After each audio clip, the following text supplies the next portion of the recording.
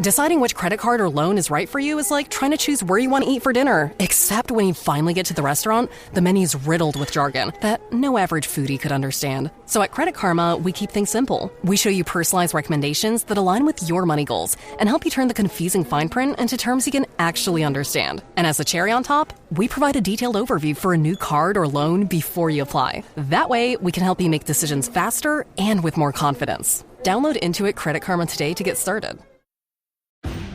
At your job, do you ever have to deal with a nose roller? How about a snub pulley? Well, if you're installing a new conveyor belt system, dealing with the different components can sound like you're speaking a foreign language. Luckily, you've got a team ready to help. Grainger's technical product specialists are fluent in maintenance, repair, and operations. So whenever you want to talk shop, just reach out. Call, click Grainger.com, or just stop by. Grainger, for the ones who get it done.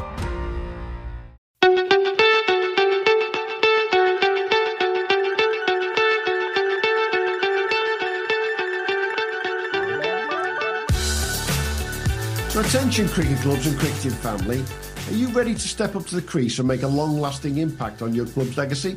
Listen up, we've got something special for you. Introducing Fund It Now, the revolutionary fundraising platform that's changing the game for cricket clubs everywhere. With Fund It Now, clubs of all sizes can create a lasting legacy by selling personalised plaques to their passionate members, supporters and cricket club family. That's right, Livo. Fund It Now has already left its mark on some of cricket's most iconic venues like Lords, the home of cricket, Somerset County Cricket Club, and with projects such as the Father Time Wall and Somerset Legends Wall. There's the best part, Hugh. There are absolutely no upfront costs. Fundraising has never been more simple or accessible. Imagine walking around your club's ground or up to the pavilion and seeing a bespoke wall of dedication, celebrating the history of your club and supporting its future with every plaque. It's like your club's very own shrine to the sport we all love. And getting involved couldn't be easier. Simply visit Fund It Now's website at funditnow.co.uk to get started today, or drop them an email at info@funditnow.co.uk to learn more. It's time to rally your supporters and start raising money like never before. And don't forget to tell them you heard it from us at the Premier League Cricket Show. So what are you waiting for? Join the ranks of clubs and grounds like Somerset County Cricket Club and Lords and make your mark on cricket history. Visit Fund It Now today and start building your fundraising platform. That's funditnow.co.uk. Fund It Now, where passion meets purpose at your cricket club, and begin creating your own legacy. So welcome everybody to the Premier League Cricket Show, and once again we're going to be looking back at someone's career, but it makes it sound as though they're finished. They're far from bloody finished, but we'll come to that in a minute. And looking at one of the leagues that we've not spoken about for quite a while now, since our friend Ben Boda from Grappenhall was on the pod quite a while ago. Joining us today is, I'm going to describe him as a bit of a legend, I think, and yeah, he's got such a history in Premier League cricket in Cheshire, and all for Didsbury. We've got Nick Anderson joining us, who's been on Play Cricket to start with for more than most people have their entire career. How are you doing, Nick? Yeah, very well, thank you, Ian. I'm not sure about that. Not sure that intro is true, but thank you very much. Yeah, it's good to be here. Don't tell me he's got pre-Play Cricket stats. I mean, surely there was no cricket before then, was there? Yeah, probably 2000. When did it come in? 2005 or 6, something like that? 3 and 4, a little bit before that, yeah. When you weren't at Didsbury. Oh yeah, I had a couple of years off. That's a bit of a sore subject, that actually. Oh, we won't go back that. Don't go there. For those of you who don't know, Nick's been at Didsbury for 20 years now, and he's been there for a long time playing Premier League cricket, and also he's one of our what I call superstars, because I think anyone who plays the amount of minor counties cricket, which is now national counties cricket, that Nick's played, I think they deserve every bloody credit and medal under the sun. And Nick's done that for Cheshire for many years as well. And let's just start there, Nick. You've hung the boots up for Cheshire now, haven't you, mate? I have, yeah.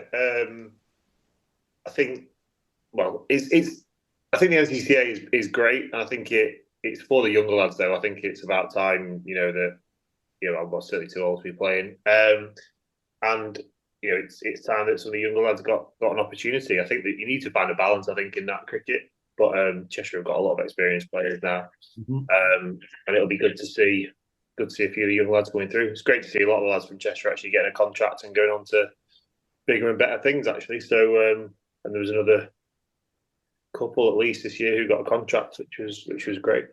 But yeah, my last game was sadly the final that we lost against Norfolk, who played very well. And you've been around at NCCA, previously known as minor counties, for many years. What have you seen over the last, let's just say the last 10 years in particular, as the major differences in what's happening there? Yeah, when I started, there wasn't a T20 competition at that level, and then there was one for a year with a red ball in white, which was interesting. Then they had a year off T20 cricket, and I think at the time also it's been a straight knockout in some of the 50 over stuff. I think there was 6 3-dayers when I started playing. Mm-hmm. Not that I played that sort of regularly at that time. As we were talking about a little bit before, I think now there's at least 4 games in each competition. There's a group stage for each competition, effectively. So it has changed a lot. It's become a lot more focused on the white ball stuff, I think. But it's also become a lot more of a time commitment, I think. And in terms of the standards and the qualities that you've seen there over the last 10 years, everyone tells me how much it's grown. You could obviously counter that one way or the other. Yeah, I think that's an interesting one. I don't know if it's really hard to say if the cricket is better or worse. I think it's certainly very different. It's certainly got a lot more a different focus. The media around it is maybe a lot better. You probably hear about it a lot more. And I think now that they've sort of aligned the formats that they play in professional cricket, and you've seen a lot more lads going from that into pro cricket. And I think with all the sort of the scheduling issues that there is in pro cricket, I think it's a good sort of shop window for the young lads to get into that. So I wouldn't necessarily say the cricket is definitely better, but I think it's a lot better organised and a lot more of a stepping stone into pro cricket from what you see now, I think. Yeah, definitely. And I think from what I've seen myself in particular the last few years, it's become a far younger players' game than it was 10, 15, 20 years ago, as that the counties are having to stretch their squads, aren't they, a lot as well, across the 3-dayers, the 50 overs, the teach, because the commitment for all of those players is so much. Yeah, and they've got the rule that exists now. I think your 8 youngest players have got to average under 25. So the ECB or whoever it is have brought that rule in, which sort of obviously prevents you having a team full of veterans, if you like, which I think is definitely a good thing. I think I would change that rule and tweak it. I think it's a bit linear, but I think it ultimately is a good rule in some ways. But I think for the counties that find it harder to get a team out, it can dilute the standards a little bit as well. So it's when you have a rule like that, it's a bit one size fits all. Well, it's fine for the teams that have got young players who are good enough. Yeah. If you haven't, then that dilutes the standard, doesn't it? I think. Yeah, and obviously, I'm just thinking counties off the top of my head. A county as big and wide as somewhere like Cumbria, and with the less depth in terms of clubs and obviously population versus a county, the big one like Berkshire, who've got so much more population, the clubs down there, it can be slightly different between the two, can't it? Yeah, and it isn't a level playing field as well from a travel point of view either. I think that's one thing that sort of goes slightly unnoticed. I think it's very, very difficult for the teams at the extremes of the geography to compete, because you play Premier League cricket on a Saturday. Generally, if you are from Northumberland or Cumberland or Cumbria or Cornwall, your away games are a lot harder than if you're smack bang in the middle. I think, especially when you get to like the knockout stages. Yeah, it's so hard to get somewhere at 12, 1 o'clock in the morning, and you're on deck at 9 o'clock. It's harder, I think, if you're further away. I think home tie, it helps, but yeah, and I think the difference there, we hear a lot of complaints about scheduling for professional cricketers and the talk of going from here to there and having to drive and all this type of thing. The one difference that I see immediately is they get paid for that still, whereas a lot of the Prem players and the NCCA players are doing it because they want to do it and they're bloody good at it, rather than being paid to make that journey all the time, aren't they, as well? Yeah, and I think that feeds into how much bigger commitment it is. It's sort of a minimum of 13 games if you're playing all formats. Yeah, and that is a lot for your expenses, really. It is, and it's something that you're going to. I hate to use the obvious word, but is it something you're going to miss after all these years? Yeah, I'll definitely miss it. I won't miss the travel. I'll miss the. It's nice to get to know the lads from other clubs. The 3 days, especially away 3 days, you just have a great time. We played the last 3 days this year was at Sidmouth against Devon, and it's just a great 3 days. It's like being on your holidays with some cricket mixed in, which is pretty good, really. And I will definitely miss like the dressing room and the lads, but it's such a time commitment. And obviously the counties want you to play in as many formats as possible to get that continuity, and rightly so. Yep. But it means it's hard. It's really hard to offer that commitment. But yeah, I'll miss it definitely. But you played 30 plus games for Didsbury anyway last year. You had them together as well, and the commitment side is just huge, and I can understand why you're doing it clearly. So let's get back to Didsbury. Tell the listeners who don't know a little bit about Didsbury. They might have heard of Didsbury in Manchester and Cheshire, where it is, but tell them a little bit about the club. Yeah, so we're sort of 5 miles south of Manchester city centre. Even I didn't realise it was only 5 miles. Yeah, it's not far. It's not far at all. We get quite a lot of new players actually who move to the city centre. It's pretty much one of the closest clubs, I think. Mm-hmm. Or certainly it is if you're going south. So yeah, we've had a bit of a transformation really in the time that I've been involved. So we've now got 8 senior men's league teams, 3 women's teams in the league, and then millions of junior teams. I couldn't tell you how many. So we've sort of really experienced a growth over the last probably 10, 15 years where the junior setup's become a lot better, which has helped feed into some of the adult teams. We've improved the facilities, which has helped us with sort of player retention, and I think Didsbury is such a vibrant place where you get loads of people moving there for a whole host of reasons. So you get students, you get young professionals.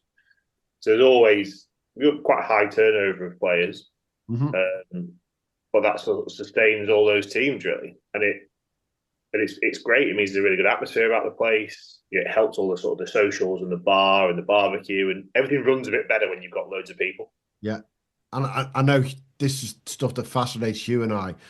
Having those, you called it millions, but it is to automatically any club that's got 8 senior teams and 3 women's teams, exponentially, that you are into the hundreds and thousands, if not, of juniors. Yeah, looking at the depth there, it's like a London team in terms of we don't see these sort of player depths in terms of juniors, senior teams anywhere outside London, really. I mean, obviously some Birmingham sides possibly as well, but possibly not to this extent. I mean, I came across Didsbury last year as part of the national under-13 knockout team, which I think they went to the national final. Did you lose in the national final? Yeah, we lost to Ealing in a close game. I couldn't make it, sadly. I think we were playing again. If it was a weekend, we were probably playing, which again was a bit of a shame. But yeah, we lost on our game was on the nursery ground against Ealing. But it's these are the teams that are going to be pushing for National Cup honours, men's and women's, for many years because the junior setup's so strong and producing such a consistent run of talent. What's happened to fire that? So quite a big change we made was like many cricket clubs, I'm sure not that there's anything wrong with this whatsoever. Back in the day, all the junior cricket was run by volunteer mums and dads, basically, who, we'd send them on a coaching course if they wanted to be involved. There was no real pressure for them to be involved, to be honest. It sounds like there is pressure for them to be involved now, and there probably is, actually. So we completely changed that model into paying basically all of the coaches to be qualified coaches who were there to get paid. And all of a sudden, that therefore becomes a lot more professional. It becomes a lot more consistent. You don't get the parents obviously want to move with the players, whereas the coaches who are best at coaching under 11s can stay with the under 11s for however long they want to do it for. And I think that's probably been the biggest change from the junior setup point of view. Chris Laker, who I'm sure you guys know from Northern, he ran the junior section for a while and did a brilliant job. Okay. Joe Cooper runs it now and does a great job. But I think the main thing is, we have all the parents will be expected to support in some way, and some of them do help with the coaching, and some of them do coach, but it's not, we don't rely on them. It's all sort of like professional coaches in inverted commas who run all the teams, and that, I think that makes it a lot more professional and consistent, really. Was that a hard sell to the rest of the club to switch? Because that's quite a shift, a mentality shift away from the traditional model. Yeah, I don't think it was. I mean, I suppose if you get enough juniors, it doesn't have to be that expensive for the parents or the kids, even though you are paying the coaches. I think there was probably a time at the start when you were dividing the coaches' money by fewer kids, and it probably was a bit more of a strain on the club's finances to make sure that we had those coaches there week in, week out.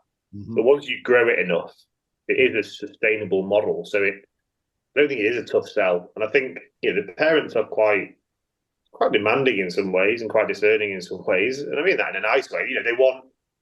They expect when they go to all other places that somebody who knows what they're talking about is teaching their kid to do whatever it is. You wouldn't go to a piano lesson and one of the parents give it a go, would you? You wouldn't. You get a piano tutor, and I suppose that's the. Totally agree. I think the issue I think many clubs have is obviously access to the coaches. In Manchester being a much more populous area than many, there's a bit of help there, just sheer number of people living nearby. But I think it's the perfect world that every club would love to move to, because it breeds success. And I think looking at the junior results and then pushing on into the seniors, it will continue to breed success and possibly save you quite a lot of money down the track, in that you've got homegrown players playing in your Prem team.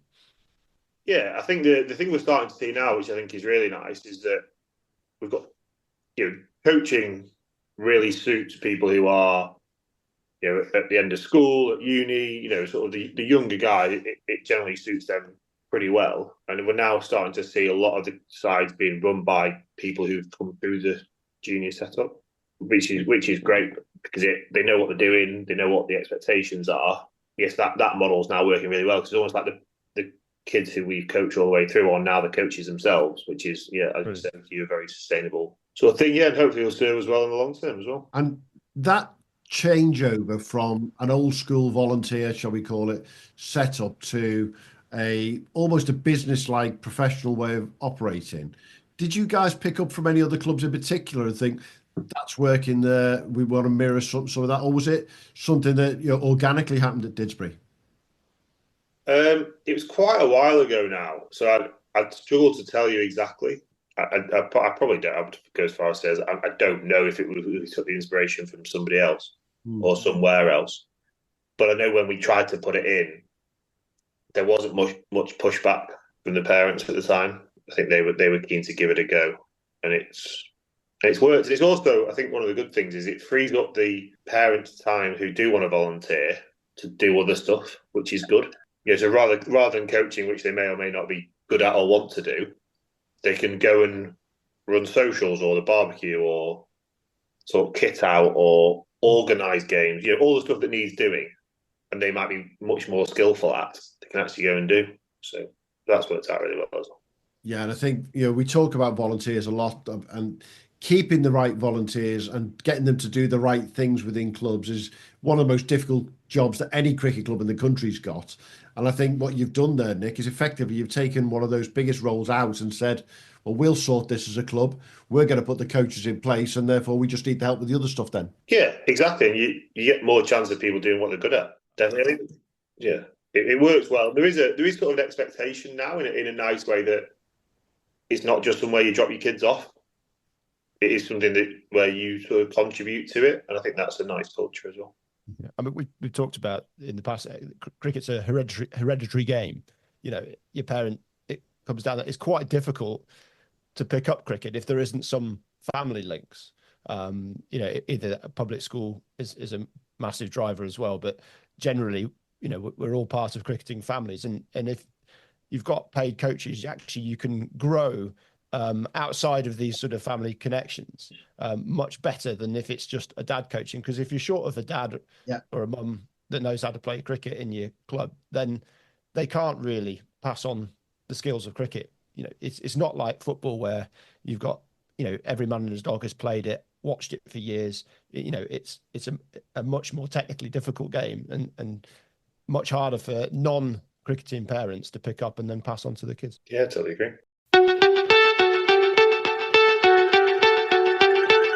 One of the other things that we're going to talk about today, Nick, and it's timely to do it now, with all of that stuff that's going on around Didsbury, you have also, for the last God knows how many years, I'm sure he'll tell us in a minute, you've been an ambassador for Woodstock Cricket, one of our partners.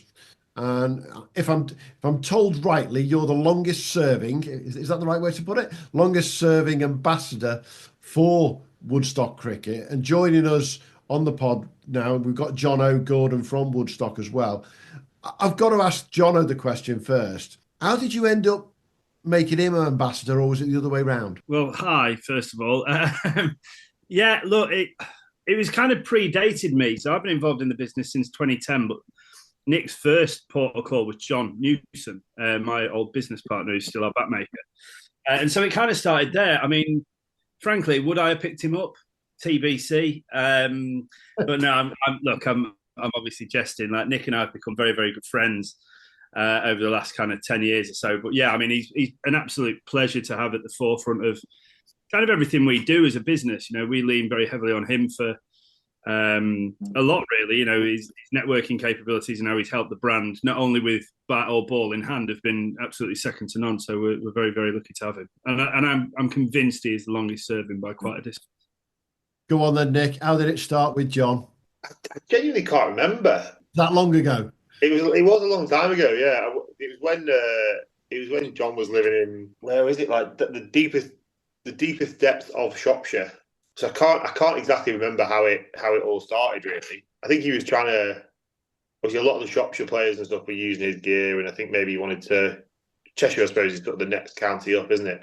But I can't remember exactly who got me involved. A lot of lads from Shropshire were using Woodstock. And it just went from there, really. And there was a bit of like the bat makers around Cheshire at the time. There was sort of few and far between, probably. That might be doing somebody a disservice, so if it is, apologies. But it was very much. Well, I remember very clearly that everyone used to drive to Remeda in Shaw. Yeah, no, well. From Didsbury or from around the area, from South Manchester, and go and buy a branded, inverted commas. I know Woodstock's a brand, you know what I mean? A better branded cricket bat. Yeah. a more well-known brand. Yes, obviously significantly worse bat, but significantly more well-known. But that was what you did, and I remember vividly all the time, trying to persuade my dad that we needed to go to Remeda again so I could go and buy something that I'd see on the telly. And then obviously when you get a bit older and you're spending, well, it's probably still my dad's money, but when you're more likely to be spending your own money, then you want something that's, a bit more bespoke and, better value for money. And, you're not, cricket bats are a fortune, aren't they, these days? Absolutely. And I think, God, you've taken me back there, Remeda Sports. Yeah. Would you believe when Jack shut in Liverpool, Remeda was our closest place to go to from Liverpool to get bloody good cricket stuff. Yeah. It was just, and it was always full. I remember going, like, they had the warehouse, sort of the warehousey bit at the back, and you'd go in whenever we used to go. I can't remember, and it was full. There was loads of people because it was the only place to go, really, wasn't it? Yeah, I would give Remeda a shout out in the fact that I remember something very peculiar from Remeda in the late 80s. They were the first place in the UK that you could walk in and buy a set of Oakley sunglasses to slap around while you were. Yeah, I remember that. Yeah, you could. And we were in Merseyside. We were all walking around with the Oakleys playing cricket, and people were looking at us going, "What are you doing?" But now look today, there's 25, 30 different brands of sunglasses that people are wearing on a week-to-week basis on a cricket. It's mad how the world changed. Anyway, we reminisce there, but what is it about Woodstock that you've stuck with? Why have you stuck with them for so long? John's been the bat maker, which is obviously a good thing there for a long time. But what is it about the brand that you've enjoyed working with? Certainly, the main thing from the start was the bats and the ability to go see John, obviously certainly see Jonno, and get something that wasn't just you get a much wider selection because obviously you walk into a sports shop or you have to buy them online now. You don't really get what you're looking for. Yeah. I've used a long blade now for a long time. It's a pain in Jonno's arse, I'm sure, because you don't want to make them. But the thing is, you can get them made as opposed to you just relying on what's out there. You know, there is that sort of bespoke, customizable. And the relationship I've had with John and then subsequently Jonno is like, I say I am a pain in his arse, but that option exists to get exactly what you want, which I think doesn't always tie in with bats that are more mass produced or from the slightly more well known brands. It is you get what you're given, or it's it's a bit more luck of the draw. But I always think it's about trust, isn't it? Trust in your bat. It's that there's that confidence in your equipment, and whether you're a deep sea diver, you've got to have confidence in your equipment, and a cricket bat's the same. Just looking at your stats from last year, for Didsbury, 1,138 runs.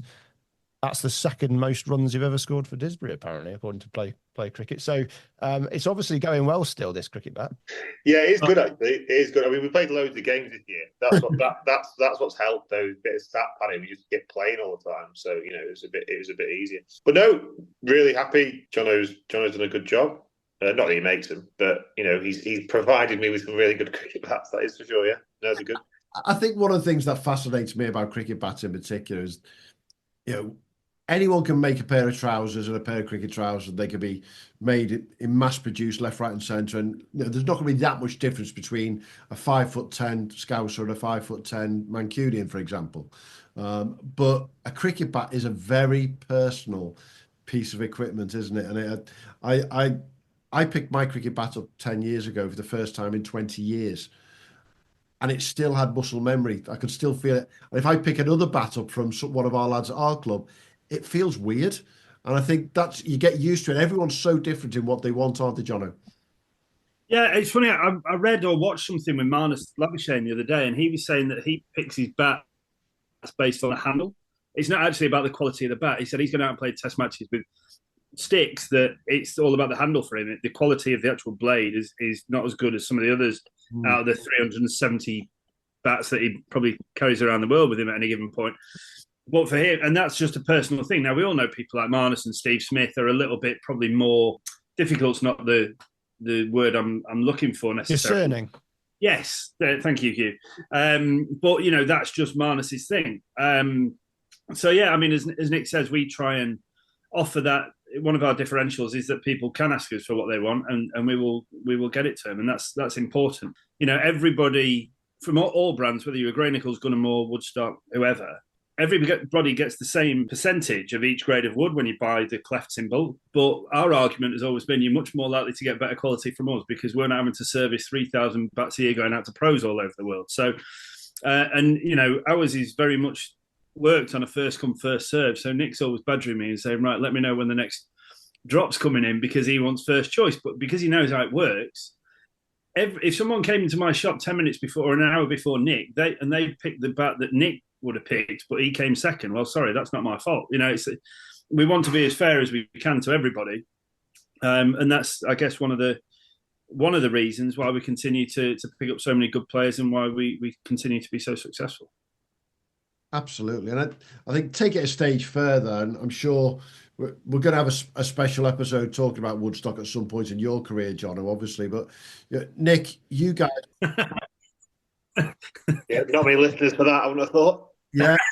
Well, I'll just make sure that Jonno can see it's published and no one else. It's one of the things that you guys have done at Didsbury, though, which I something that every club tries to do, but you guys have gone all in. Is you've gone down the teamwear route with a bat maker, and it's one of those strange things that's happened in cricket over the years, isn't it? Where bat makers, let's be honest, have started to stretch themselves into softs and started to stretch themselves further. But teamwear is just such a big thing for all clubs now and for teams to all look the same, basically. And you guys have done that for a few years with Woodstock now, haven't you? Yeah, so I think we've done 2 seasons now. And yeah, it's an absolute minefield. It has to be said. Like, trying to organise kit for your club has just always been a really difficult thing, because you kind of got I would probably split it into 2 categories. You've got like the global sports brands, Yeah.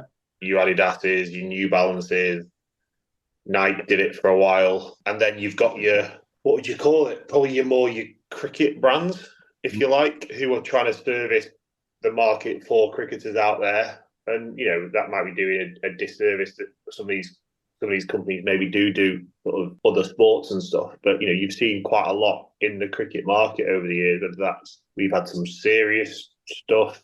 We got approached by Cookery quite a lot. There's Exito. Do you remember they were everywhere for a while, weren't they? They were sort of, everybody had their kit for a while, but again, they were sort of a cricket specific brand. Mm-hmm.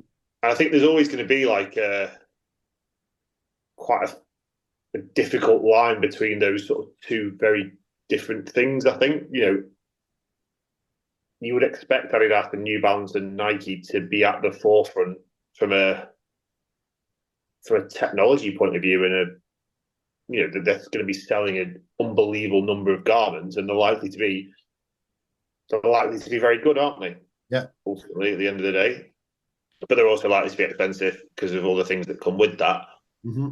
And I think the logistics can suffer as well because you're dealing with a huge brand. So somebody's got to either buy loads of their gear in as stock or whatever. And then the flip side, I think the challenge that I spoke to Jonno a lot about for the cricket brands doing teamwear is that there's the perception that you're competing with Adidas or Nike or New Balance, when that's probably not actually that realistic. Although you are competing with them, you are a completely different business, aren't you? You've got access to completely different things. And it's about trying to get as close as you can from a quality and technology and brand and look and fit and all of those things that Adidas will be spending millions of pounds on every year just in R&D versus how the supply chain works, the logistics work, and that sort of where there's the personal element of actually trying to get your kit on time. Mm-hmm. And that's the key for every club, isn't it, at the end of the day? And just having that kit that they can turn on, turn off when they need to, turn on again because it's inverted commas local, and having all of those facilities to be able to try things on, the fitting nights and stuff like that, and being able to do all those things that mean that it makes it easy. Because at the end of the day, Jonno, that's what you want to do for clubs, isn't it? Make it easy for them.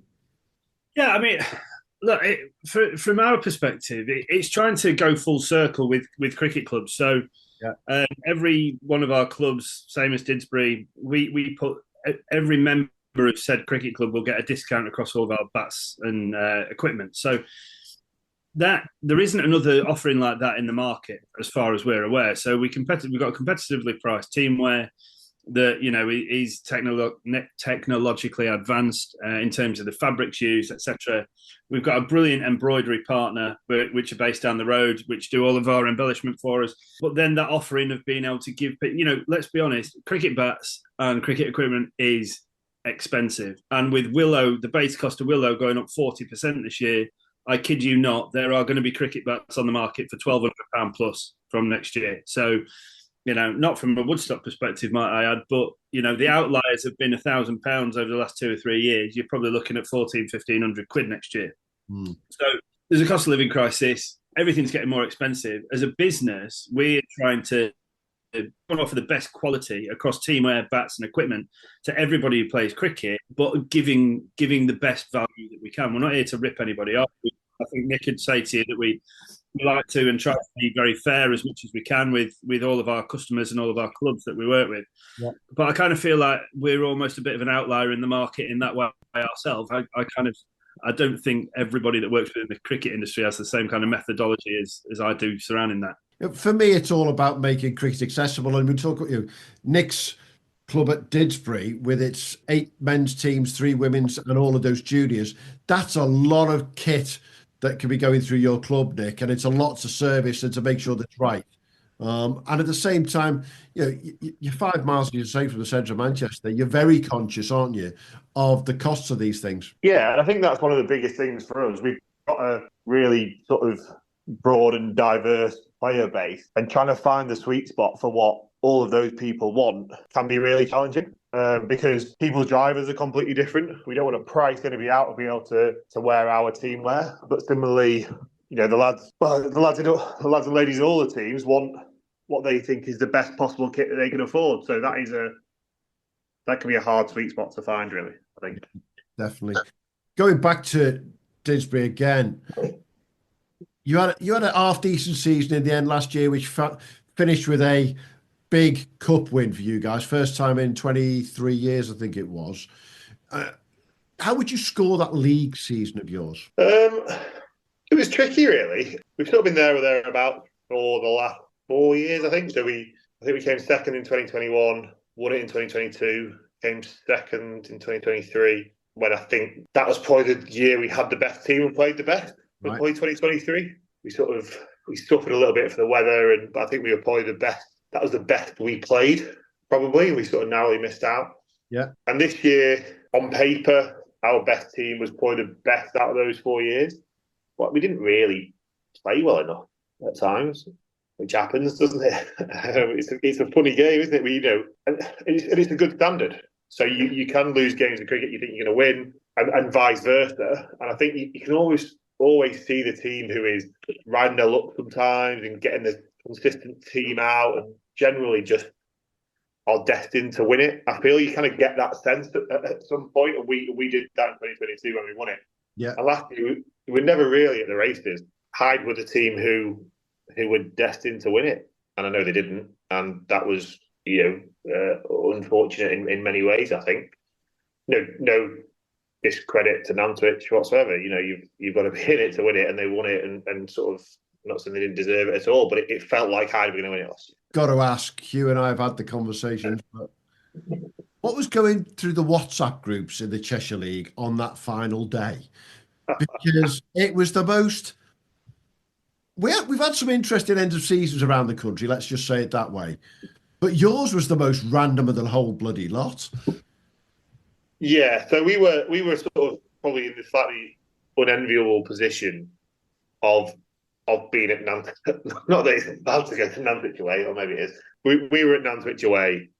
Hyde were at Grappenhall. Yeah. And it felt like, I don't know, Hyde were miles ahead, and everybody thought Hyde were going to win it. But there was weather around. This was a rescheduled game on a Sunday from earlier in the season. I think that was the tragic irony, really, was that they rescheduled these games from earlier in the year because it wasn't fair that some clubs were going to play and some weren't because it had been wet. And that's exactly what they ended up with. And we sat around and watched it rain at Nantwich all day and ended up playing a 22-over game, which got shortened, which was a pretty tough assignment in a lot of ways, given that, we had nothing to play for. The twos won the league the day before. We bowled the first ball 6.5 hours after we got to the ground. It wasn't ideal at all. And, I really felt for Hyde. I think it was...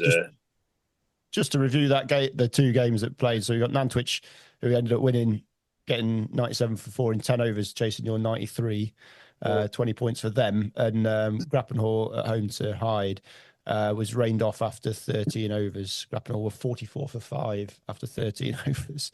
So Hyde ended up with 9 points. Grappenhall, who needed points as well. It's not like they weren't in the game as well. They needed points to stay up and didn't manage to get them. Yeah. So there was a huge amount on that game, the Grappenhall Hyde game, and it unfortunately wasn't able to happen. Yeah, and I think I don't know. It's hard to comment really on whether other grounds were fit, whether our ground was fit. It's all opinion, isn't it? And it's probably better that I don't express mine. In the middle of the season, that happens mid-season. Nobody bats an eyelid, do they? Right. It's just one of those days. It's just because it's the last game of the season and everything's on it. Yeah, and that's what I was saying before. Like the 2023, this exact situation happened to us in the middle of the season. Mm-hmm. So we were playing Toft at home. We got 300 and something. They were 10 for 3 maybe. And all the days played at Cheadle down the road who ended up getting relegated that year, rolled them for 60 and knocked them off. Cheadle's, a mile away. So when it pissed down, it pissed down. Sorry, I don't know if you can say that. I don't know how discerning the viewers of this podcast are, or the listeners. I've just changed the filter. Don't worry. Yeah, just changed the filter. They won the league by a point, and they played that day, and we didn't, and that probably cost us 16 points or whatever it was. So, yeah, if it happens in the middle of the season, all teams probably just go home, though. I think that's there was obviously a push to play because everybody knew what was at stake as well, which made it even more challenging. Clearly, you look across the rest of the league that day, the other 4 games were just cancelled, full stop. Nobody got a ball bowled, did they? No, there wasn't many games out of the 48 that got played across the 4 divisions, I don't think. Exactly. And there was definitely no games played amongst the teams who had nothing to play for. Yeah, and Hugh makes the point. It was the last day of the season, and if it had happened in mid-July, no one would blink an eyelid. We might look back on it and go, "Oh bugger, I wish that hadn't happened." But it's one of those things, and to use that old analogy that we use, you don't lose or win any championship on the first or last day of the season. It's what happens over the 22 weeks, isn't it? Yeah, it is, and sure the guys from High would say they had other opportunities. I do genuinely believe they're the best team, but they could have beat us when we beat them, or they could have beat Nantwich when Nantwich beat them. There's still other places you can find a point, isn't there? Yes, but it was that last day must have been pretty tough, I reckon. Well, they needed 2. They finished on 385 versus Nantwich's 386. So yeah, they needed 2 extra points through the whole season. So yeah, I think it's probably not worth worrying too much about that final game in the big scheme of things. When a couple of extra points here or there could have done it for them. Yeah. I've got to ask one question in regards to that league table that I look at though. How difficult was it for you guys to get used to the new point system this year? Yeah, it was tricky. I think we were long overdue some change. Yeah. So it was. I would say it was a positive. I think it was tricky. We couldn't get the pink balls or the coloured kit to play the limited over stuff at the start of the year in coloured kit with pink balls, which meant you effectively had 3 formats, which made it a bit tricky. Yeah. But having the split format is pretty well done up and down the country, I think, and it works. I think there's always nuances to it. No point system is perfect. No. Ours have gone through loads of changes over the years, and then I think we tried to implement Birmingham's system because we didn't want to try and reinvent the wheel. And it was all right. It wasn't perfect, but I say every year there's somebody going, "Well, if this is that, that's not fair, is it?" Well, not is it? It's kind of impossible. But yeah, it was good. And I think the coloured kit stuff's good. Yeah. Talking to Jonno about getting that sorted for next year, which will be good. And that'll be an ongoing thing in the league then, where you'll split it into coloured, red ball, and then coloured at the end again. Yeah, that's right.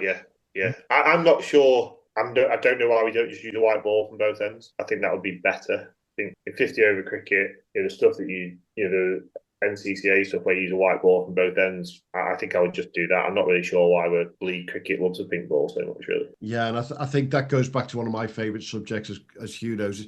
The equilibrium around the leagues is non-existent, and then NCCA is different again. At least NCCA reflects what happens in first-class cricket, and so the logical flow is to go all the way through, isn't it? So that everyone plays the same rules, because as Hugh said, it's not only a technical sport, cricket, but in terms of teaching the laws of the game and understanding what happens to youngsters, it's bloody difficult to say the least. Well, it's the Cheshire League's the only league I've got to zoom out to about 50% to actually fit a whole league table in on my browser. Yeah, well, I've got a 32-inch screen, and it just... Yeah. Well, it must be the same as the Birmingham League, that. It must be the same. To be copied. I'm not sure.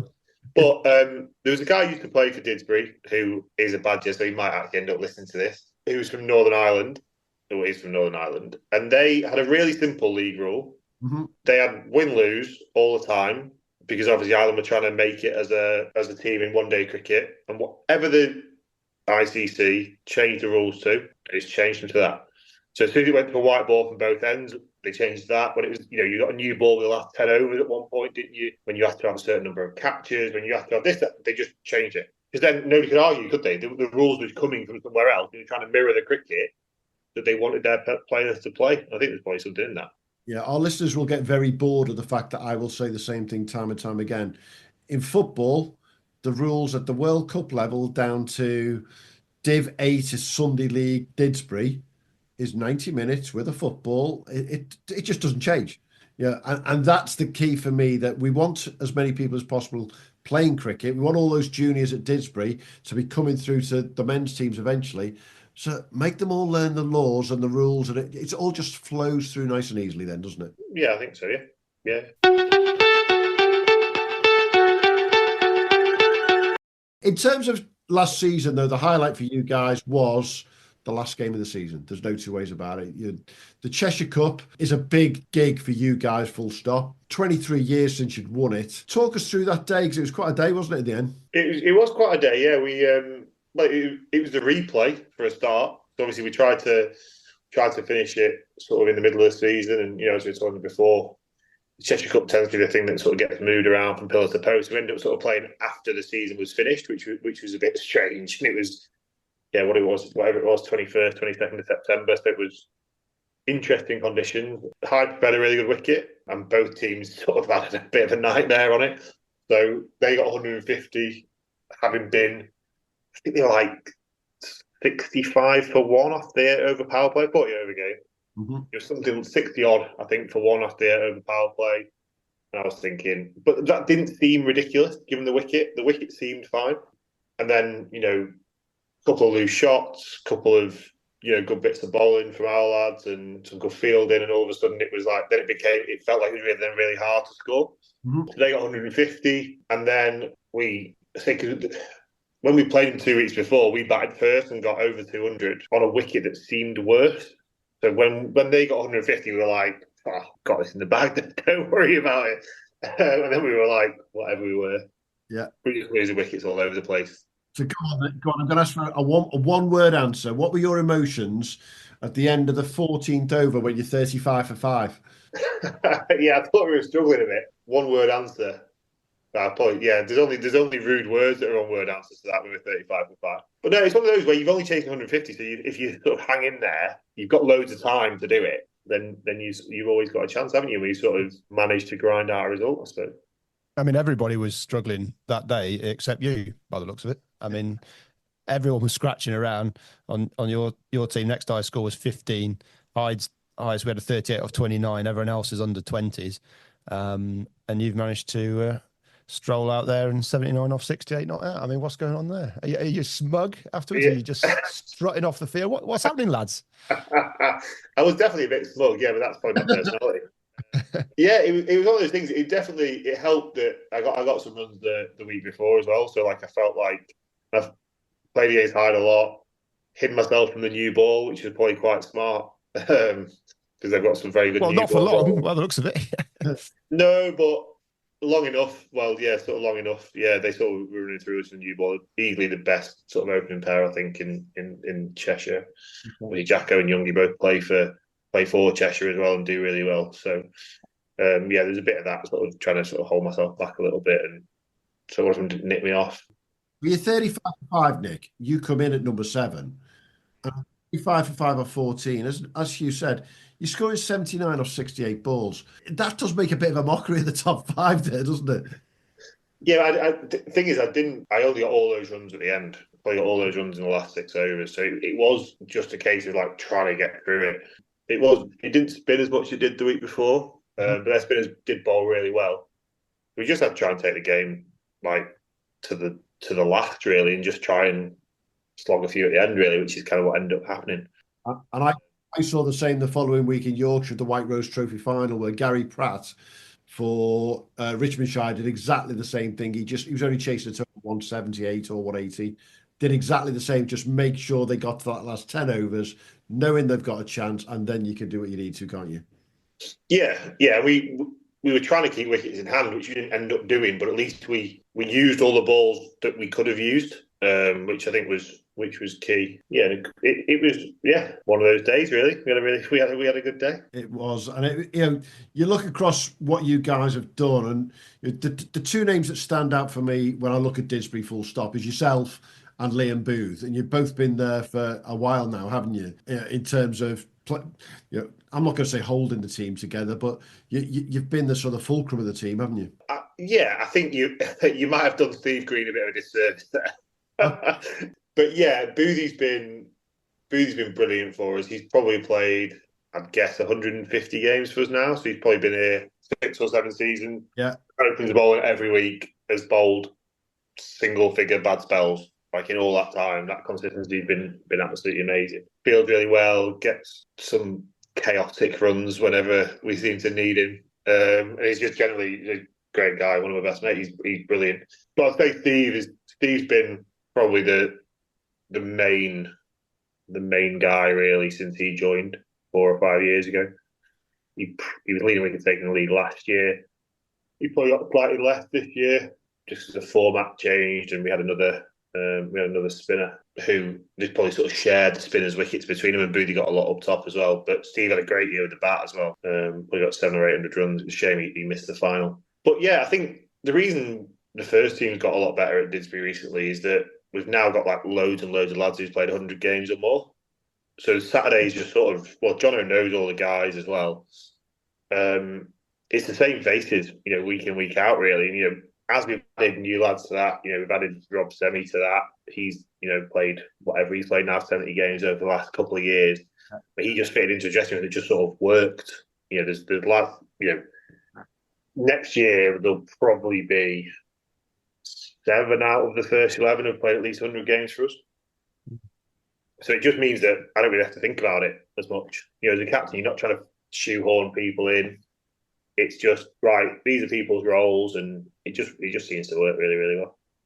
There's captains around the country who are just punching their computer and stomping off. Stomping off at that pleasure of actually having a settled side on a Saturday.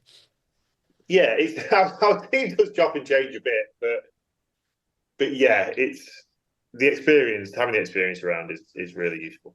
It's really useful. Yeah, stuff just works, which is nice.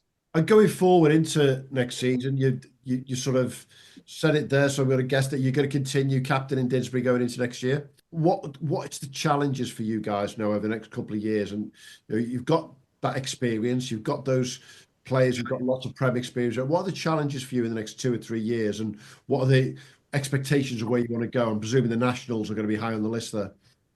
I think the biggest thing that we're sort of conscious of is, as we alluded to earlier, being South Manchester, we get a lot of new players through the door just all the time, which just sort of happens organically. We had 4 lads this year who were sort of first team regulars who are new, and I think one thing that's really important for us is how we get the junior players into the first team, especially if you want to have a good team who's at the top of the Premier League or competing in the National, whatever that is, whatever that team's purpose or goals are, it's got to be part of what the club's trying to do. And getting those juniors in is a challenge, because it's really hard to go from being 16, 17 and then being all of a sudden somebody who's competing in a really good Premier League team. Mm-hmm. Against lads who are walking through the door who are probably seasoned first team cricketers or played, NCCA cricket or whatever it is. That's pretty hard, I think. I mean, just one of the lads, Hyde, that caught my eye this season. Is it Rian Maisuria? 16 years old. He's one of the youngest Premier League players to put up big numbers last year. Really caught my eye. 679 runs at a 16-year-old for Hyde. So he was crucial to their season. So it's, you want a lad like him, don't you? I mean, he's an exceptionally talented player. I believe he's playing a number of age groups up at Lancs. I think at least one. I think he's got a really, really good technique. He's a really, really good player. And that's he's had a brilliant season, and that's kind of what we hope to have from our young lads. And trying to get them there is hard, but it's something that we really want to do. I'd say he's probably one of the 3 best young batters in the country. So he's quite, there's not many of those knocking about in the last year. But yeah, it's certainly, it's if you've got people come to uni, experienced cricketers come to uni for a few years, it's tough to try and find a way to blood your young players in the Prem side. Yeah, it is. Yeah. And I think some of the lads from Hyde, like Kesh Fonseca, was sort of their red hot young batter. Obviously got a contract at Lancs, so he probably didn't play as much as he might have for Hyde, but that opened the door for Rian. So it's one of those things that it's great to see Rian doing really well. But if Kesh had been around, he'd have played, and Rian might have started in the 2s, as mad as that sounds. Yeah. And it's how do you find that opportunity? And sometimes you need a bit more, and he took his opportunity, and yeah. And that is the challenge of a club when you come to a club of your size. clubs like my own with 3 teams and I don't know, 70, 80 juniors, we're always trying to backfill that third 11 into the second and the first eventually. You guys have got 8 teams to try and backfill inverted commas, but you've still got players joining you, as you say, decent numbers year in, year out. And that's a different type of challenge altogether, isn't it? Yeah, it is. And we want to, we still want to grow in a sustainable way. I don't think we can get more teams. No. So it's what does growth look like, really? I think, yeah, definitely one of those things is how we make those junior players better if we possibly can. I'm not saying they're not good, but it's just a really tough step up. Like our Premier League, unlike some others, like the second team competition is completely separate from the first team competition, so it can cause a bit of a gap in standards. Whereas, you know, when they're all blended together, we'd like to think our twos would be playing against some first teams, certainly. Yeah. Whatever level that would, I'm really confident they'd be playing against some first team because they've won the league a lot in the last 5 years, probably 4 times out of 5, and won the cup probably 4 times out of 5, I reckon. So, yeah, that's a bit of a challenge with the gap between the twos and the ones. And what's that end of the rainbow looking like for Nick Anderson at Didsbury? What are you wanting to win that where do you want to be in the next 2 to 3, 4, 5 years with your career? It sounds like a bit twee, I suppose, but I just want to keep enjoying it. I've always enjoyed it. I have really enjoyed it. I think, you know, we've sort of yo-yoed a fair bit over the time I've been playing, so you kind of can't set your goals or aspirations or expectations based on what you might win. I think you've just got to try and hope for the best, really, and try and do things in the right way. And then, obviously, if you win, it was great. Winning the cup was great. Winning the league a couple of years ago was great. Mm-hmm. Great to see the whole club having success. You know, we're not. You know, I'm sure Jonno would say the same. Like, we're not a club that is solely focused on the first 11's outcomes. That's not the sole measure of our success. So, yeah, I want to see us keep growing, keep getting better, and yeah, keep enjoying it from a personal point of view.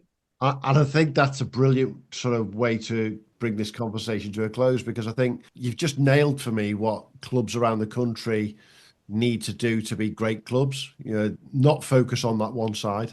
You know, it'd be dead easy to focus on that first 11 at any club in the country, and make sure you've got a squad of 12, 13 exceptional players playing in the first 11.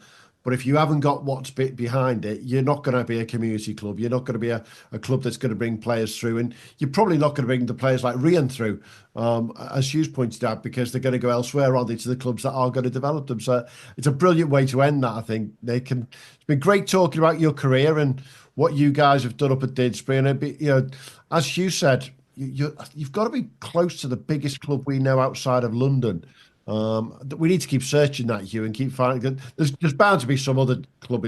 I've not seen one. I've not seen one. Yeah, we look at a lot of clubs clearly, and congratulations to what you guys have done there. And you know, thanks for joining us, Jonno, to talk a little bit about what you guys do, and more importantly, what Nick's done for you, because that's what this pod's about, isn't it? Definitely right. Good lad. Absolutely. Thanks a lot, gents, and look forward to catching up with you again early next season, Nick. Yeah, absolute pleasure. Thanks for your time. Thanks, Nick. Cheers, thanks, Jonno. Cheers, boys. Thanks for listening to the Premier League Cricket Show. If you haven't already, make sure to hit that subscribe button so you don't miss out on future episodes and stay updated on all the latest news, views and discussions from around the cricket's Premier Leagues. And be sure to follow us on X, formerly known as Twitter, and Instagram at TPL Cricket Show on both. Join the conversation, share your thoughts and connect with us and your fellow Premier League cricket fans. And hey, if you enjoyed the show, why not show us some love? Leave us a 5-star review on your favourite podcast platform, as it helps other potential listeners to find us when they're searching for cricketing podcasts. Thanks again for being part of the Premier League Cricket Show family, and until next time, have a good one. This podcast is part of the Sports Social Podcast Network.